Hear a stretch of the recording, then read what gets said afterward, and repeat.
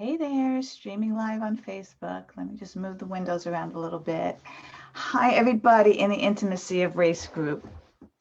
So, first of all, it's good to see you all. Happy Friday. So glad that I get to do this and be of service to you in this group. So, my name is Eva Medilek. For those of you who really don't know much about me, I am a certified high performance coach.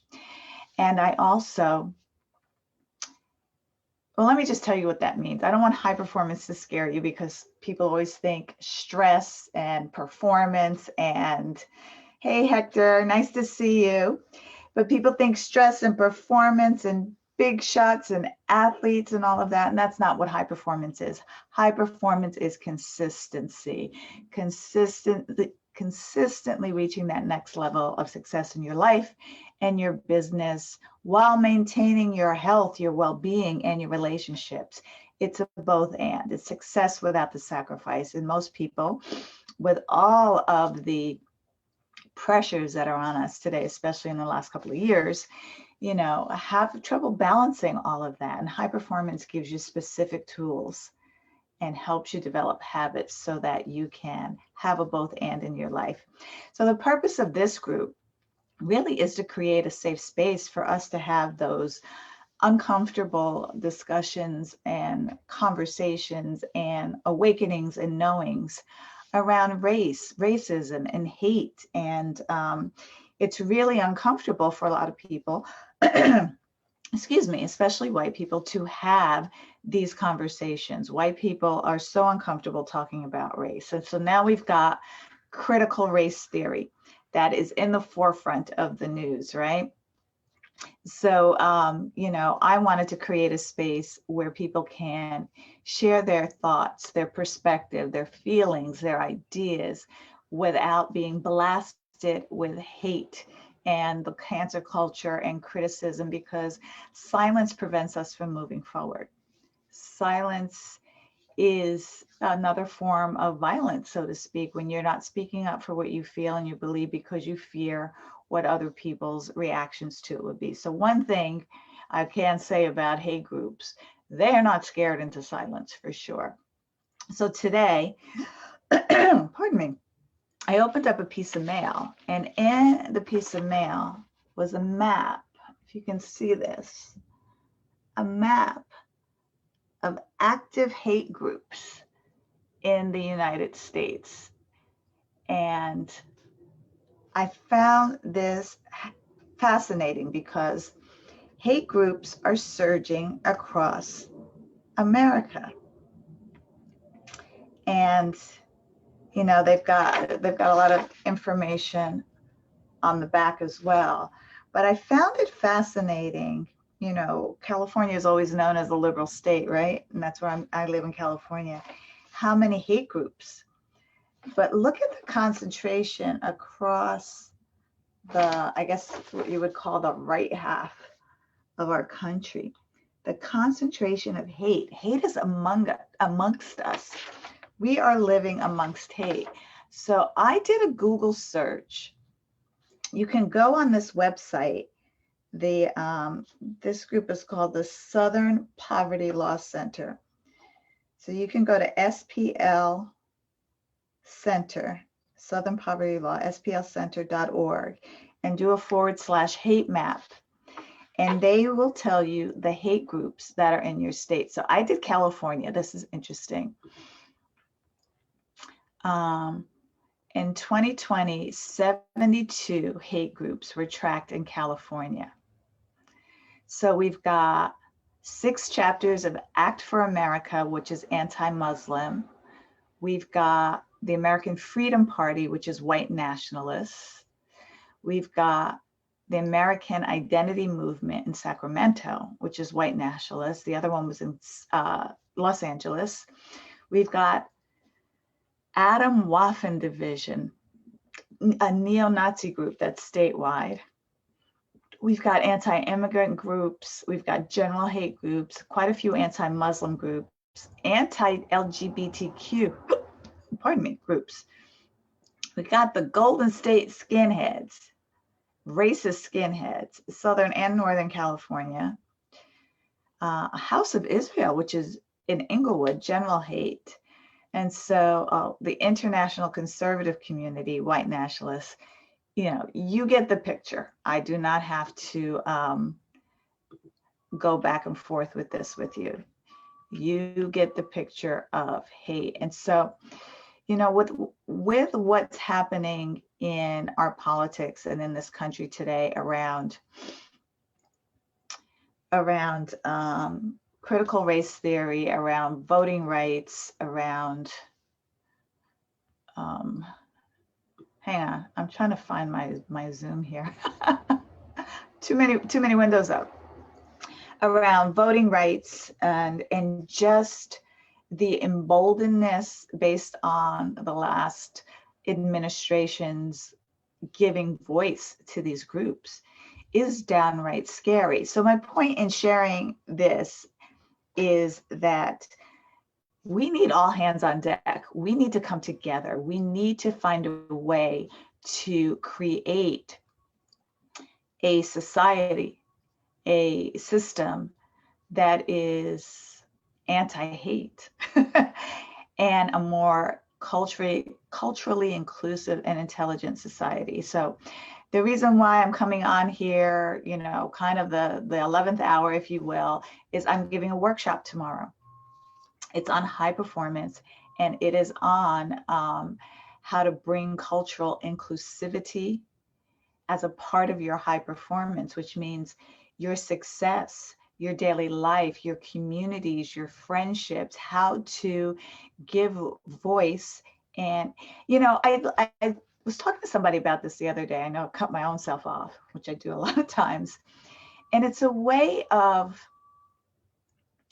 reparations is not going to happen for the Black community. It's not going to happen at all. I don't feel it will ever happen because of the strong amount of hate that is in this country and how this country was literally built on hate, on seeing people as inferior and less than and not mattering and actually being scared of them and hating them and, all of that.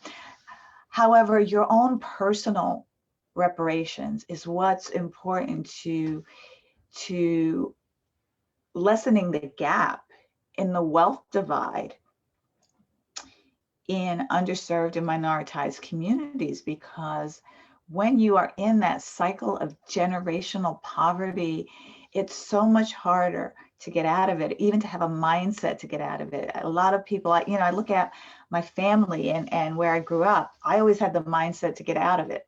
Not that I was impoverished, but I was in a community with a lot of poverty around it. And I knew that that wasn't going to be the life I had for me and my children. I was going to find a way, make a way with my education. And I had amazing parents that made sure that happened. Everyone is not that fortunate because the system is designed to break up Black families, to put our Black men in jail. And I'm not saying that crimes are not committed. Don't hear me wrong, but the punishment often doesn't fit the crime. And so families are broken up, poverty, there's no generational wealth, there's no inheritance that white families get. And there's a 70% gap there, guys. It's a huge gap. And so the reason why I'm conducting this live workshop tomorrow, and you can go to evamedilek.com/HPW for high performance workshop, is so that you can find consistent, that's high performance, consistency, consistent ways to make a difference, to have an impact.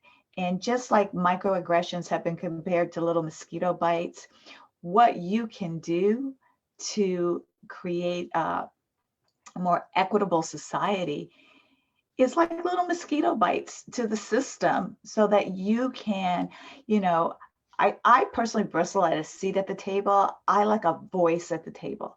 Give voice at the table, support products, give them shout outs. I just came off of the Diverse Talent Showcase where I highlighted Black entrepreneurs, Black businesses, Black products, so that you could see how much talent there is in our community, and you could benefit off of that talent and the generational resilience we've had to have to be successful, if that makes sense. And so having someone on your team that's had to overcome generations of oppression is a boon. And I'll be sharing statistics on how much that supports what you're creating, supports your wealth, supports your health, supports your high performance. So, join me tomorrow. It's from 10 to 12. Still sign up if you can't show up live, because there will be lifetime access to the replay. I'll be sharing those links with people, but it really is important now more than ever when you look at, and I would imagine this is a growing amount of hate groups in the country.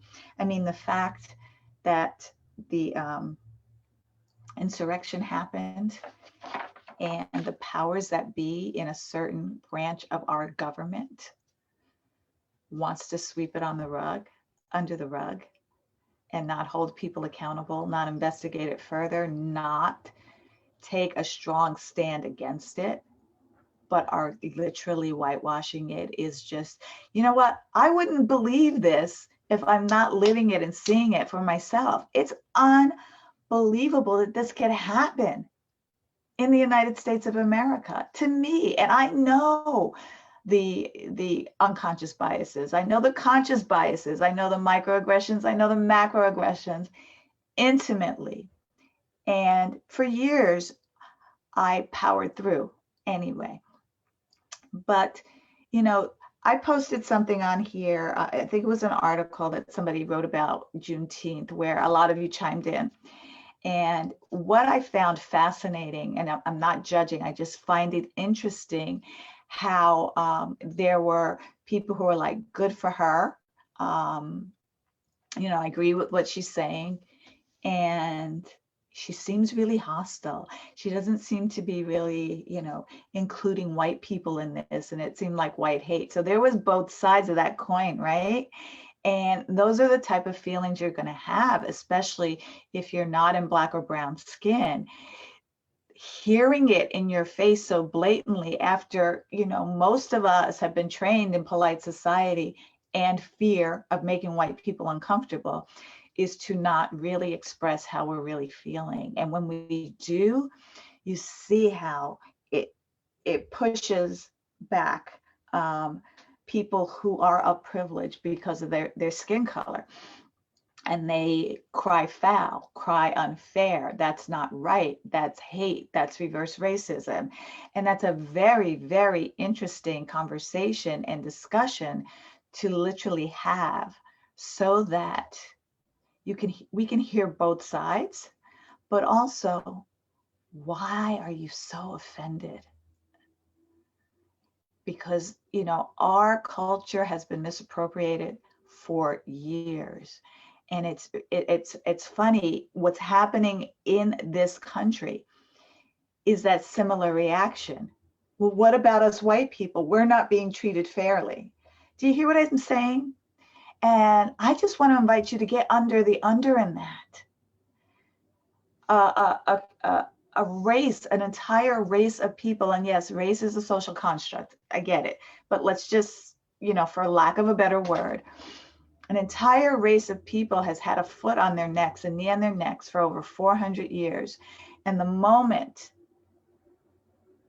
that knee is lifted off and we feel compelled by force to say we can't breathe, we need to breathe, and we start sharing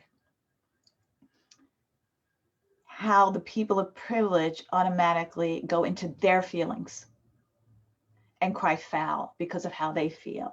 And I want to ask you to get out of your feelings, because your feelings are rarely aligned with the actions that you need to take for the intention that's in your heart.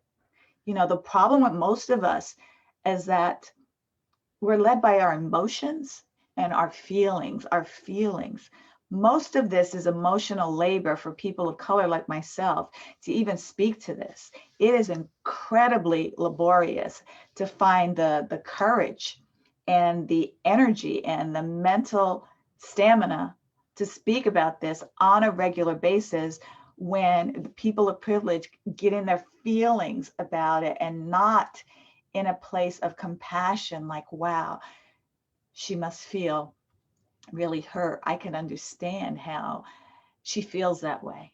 There was no real understanding. It was like, that makes me feel like wah, wah, wah.